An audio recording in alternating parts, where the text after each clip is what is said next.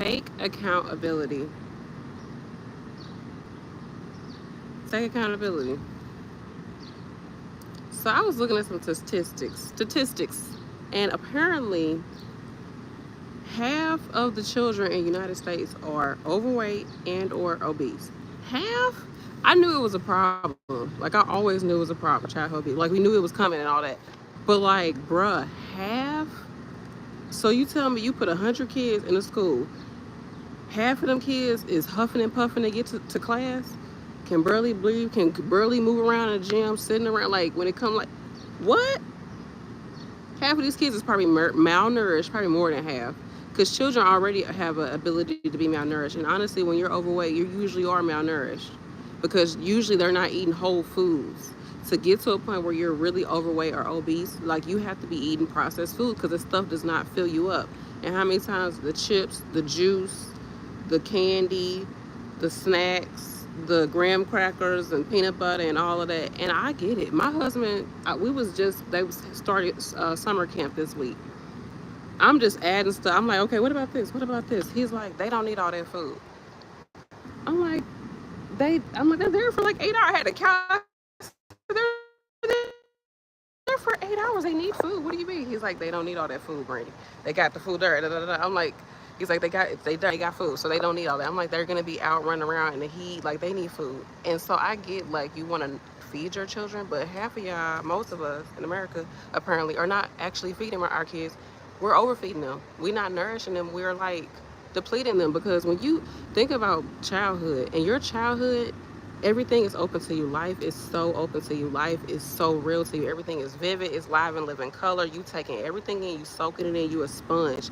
It's times as an adult, something will happen. Anything, you just be sitting there and a memory will just pop up and you be like, oh, that's a new memory from my past. Even though it's a past memory, it'll pop up in your mind as if, like it wasn't even your memory, something like that. If something activates within you, or you'll see something, you be like, I forgot about this. Like you see old article of clothing, like it was so trippy. I went to a thrift store and found all clothing. I was like, this is my clothing. I was like, and then I saw stuff. I was like, this is my mom's jewelry. I was like, she must have dropped some clothing off here. She had to have. And then I bought everything. I bought everything I could find. I bought. I was like, what the hell? How do I rebuy? And then today is my mom's birthday, y'all.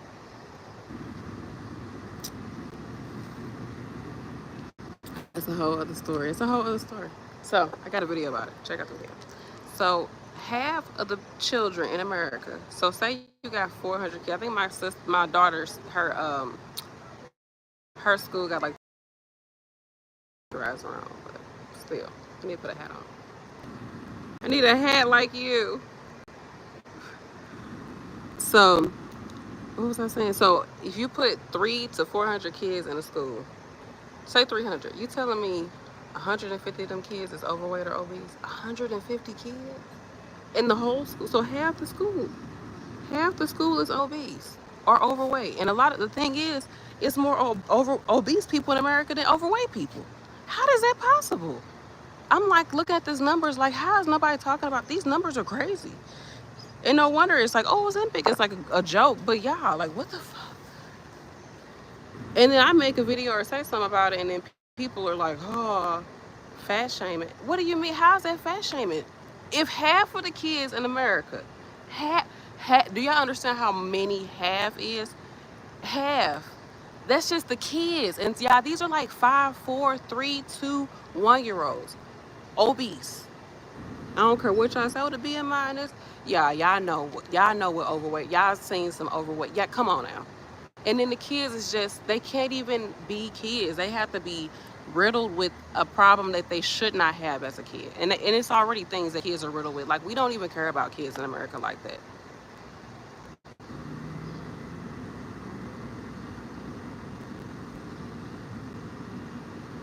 We don't even care about kids like that. We act like we do, but we don't put any money into education. We don't, it's not there. We don't really care about kids in America. We don't really care about nobody, for real. Unless you got some money and you can entertain us, we really could care less. So I believe it's just the most important thing is to think about the numbers. If you're thinking about, look at the numbers, because to me, you can put any type of color. You can say, oh, well, it's because of this, or oh, because of this, or don't blame people, or da da da, or socioeconomics. Forget all of that. Whatever it is, it's still half of the kids, y'all. Half of the kids. That's scary.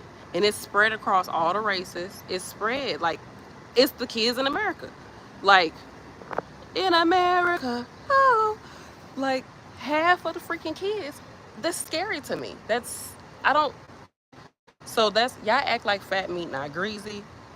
I understand, I get it. But even me, like I said, I wanted to feed my kids all this food. I'm thinking, then I look at I'm like, am I giving them?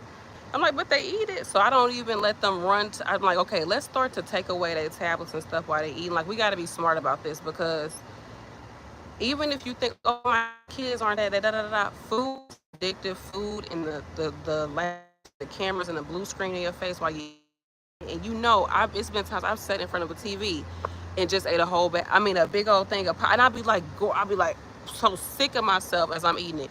Drink some water, walk around, eat some more. I'll be like, what the hell? It's so easy, especially in this society that we live in. It's more sedentary.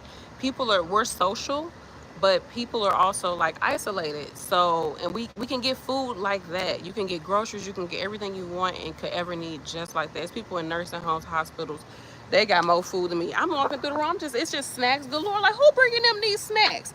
And they know they diabetic. Oh, she done ordered them. That's how I'm feeling. Like, what the hell? But I know it's the snack foods, because honestly, it's very hard. And takeout, and the oils, it's the spices, the seasonings, y'all. It's all the things that taste so freaking good. I get it. I told you I'm 20 pounds overweight. I'm working it down, baby. We at 3,000. Okay. 3,365. So I'm working it. I'm working on it, y'all. I'm getting my 10K steps. I'm doing it. But look at the numbers.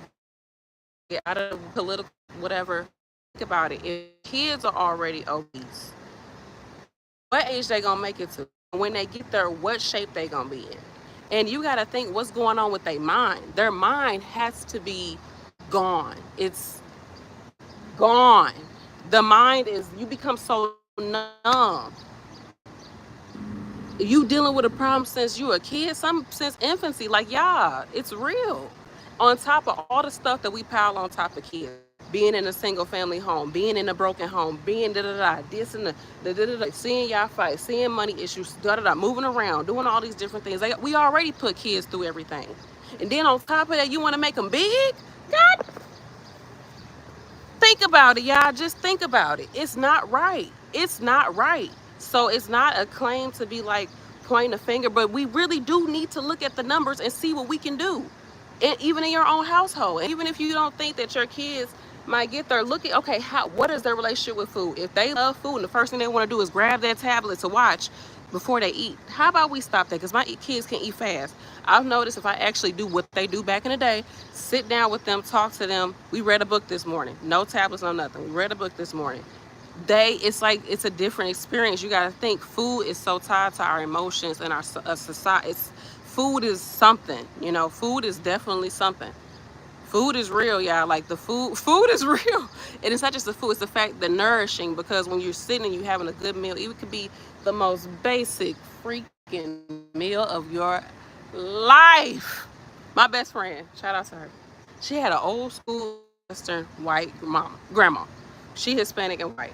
She had an old school, I tell you, she just would make egg sandwiches, some tea or some coffee. The most basic meal, but it was the best freaking meal of my life. Just being around, seeing her little jokes, seeing her house. She's so sweet. Energy was she's just a grandma. She a Midwestern grandma. I just took it in, and I can still remember it because it was so thick. Like, she would have like a thick amount of, she wasn't skimpy with the service. She had a thick amount of egg on there too. Like, you getting your protein today, girl. Here, eat it. And she always had a stock fridge. She was just beautiful spirit. So, like, the food and all that is also tied to that part. So even if you feel like, oh, my kids are small, they skinny, they super athletic, all of that, also give them the thing with food, give them the relationship of like the wholeness that it brings, and you really are nourishing your body. It's one of the only ways that it's the most basic self-care is the care of the body. So if you can teach your kids to nourish your body, protect your body, take care of your body, these are the things that they're going to be living with for the rest of their life. So even no matter what, because being overweight, being obese, whatever, life happens. And we're in America, so the food is in a plethora. There's food everywhere, and a lot of it is cheap, and people can get to it. You can get to food easily. Nobody's going to stop a kid from buying food. Oh, hold on now. Put those Cheetos down. Like, no, they're going to let them buy it. They're going to let them buy them Cheetos. Okay, the Flaming Hots, all of it. I get it. I was eating. The Reese's was my thing. I used to gorge on Reese's. I love Reese's. I don't know the last time I had a Reese's cup. No idea. No idea. I haven't thought about a Reese's cup. For me, I changed the way I ate when I was younger. I had an ED as a kid. So I get it. I grew up in the 90s, early 2000s. Like, I went to school with all white girls, skinny white girls. I mean, some of them were chunky, but like the skinny white, they were skinny. Like, they were so skinny, so small. And then all the magazines, everybody was skinny. That's all we freaking saw as kids. Like, that was all in our face. The low-rise jeans, fish. The low-rise jeans was everywhere. They were everywhere. Everybody had the midriff out. That's how we learned what midriff meant. Like, they would still call it a midriff. That's how. So this is in us to be focused on the body and all of that, and find unhealthy ways to take care of your body. So if you can teach your kids how to take care of their body, it starts with what they eat. And kids are so adaptable. Kids will change. They love fruits and vegetables and cooking the food with you and looking at new recipes, and y'all can read it together and look at the measurements. Like, kids thrive on this, and they start to create a relationship with being in the kitchen. Like, everybody has, like, back in the day, people had really good relationships with being in the kitchen, being like the soul of the home, like being everybody around, everybody at the table, somebody sitting over there, somebody doing this. There's a community there, and that's what's been lost. That's why everybody fat, honestly, because it's the link was the tribe, and it's gone. It's gone. So that's why everybody just, well, ain't nobody here, so I guess I'll just sit and gorge on this food all day. Nobody to talk to. I can't talk, so I'm just going to eat and watch. Eat and watch. I'm not talking. I'm not expressing. I'm not writing nothing down. I'm not getting anything out of me. Let me just stuff it inside of me. And I get it. I used to binge and purge as a kid, as a child, as a 11, 12, all through middle school. That's all I did. So I totally understand it. And so for me, be now in my 30s, overweight, and like being like, okay, so how can I, now I actually do have a problem. The problem that I hated the most, I never wanted to be. I feared being overweight. Hell yeah, I did. Did you? Like I said, you see when I grew up, everybody, like, even if you was a size 6, like, they was making jokes about you. Size 8, like, that was all around. It was all the culture back then. That was the culture. So that's what I saw. My mom struggled with her weight, like, all of that, y'all. I'm seeing my sisters, like, everybody was struggling with their weight.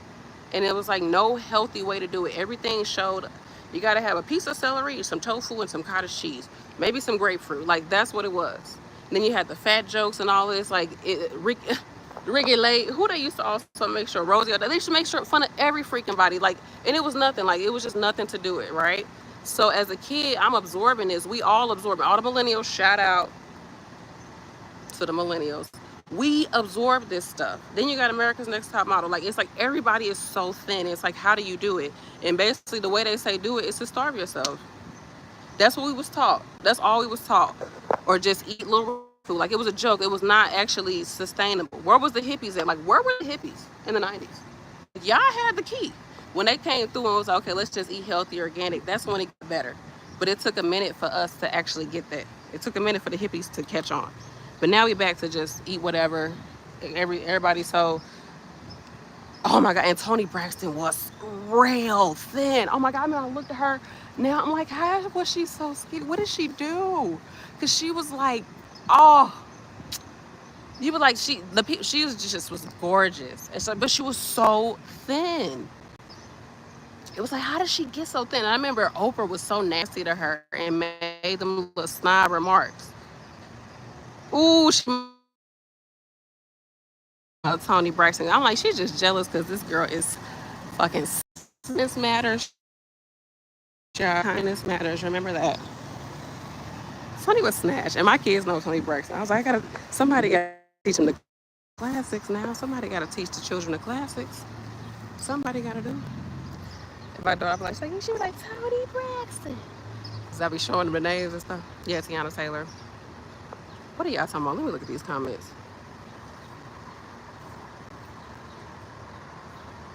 Yes, the slim. Everybody was, who else was slim in the 90s? See, but everybody had a different body shape, but they was just slim. Like Halle Berry. Halle Berry, if you actually look, Halle Berry was thick. She was real slim thick. I was like, man. And she had the arms too with it, the boobs. She had every fucking thing. She looked good. But yes, Tony was so skinny. I'm just thinking about her in that dress. Oh, it was like dripping off of her. Who else? Thank you, Brian. So I feel like nursing homes broke me down. Hell yeah. But they taught me a lot. And also, it's made me have way more respect for senior citizens and to understand like where things can go in America. I've seen the worst. I've seen the most gutter of America, working in nursing homes for 8 years. I saw it. I know I saw it. Because I saw some stuff. I saw that they do not care about you once you done making the money. I saw that nursing homes is getting... Don't end up in a nursing home. And that's another thing. Let me get up. Y'all know that these babies is going to be hurt from this. They already hurt as babies. And then we're going to let them go into adulthood with this problem strapped on their back.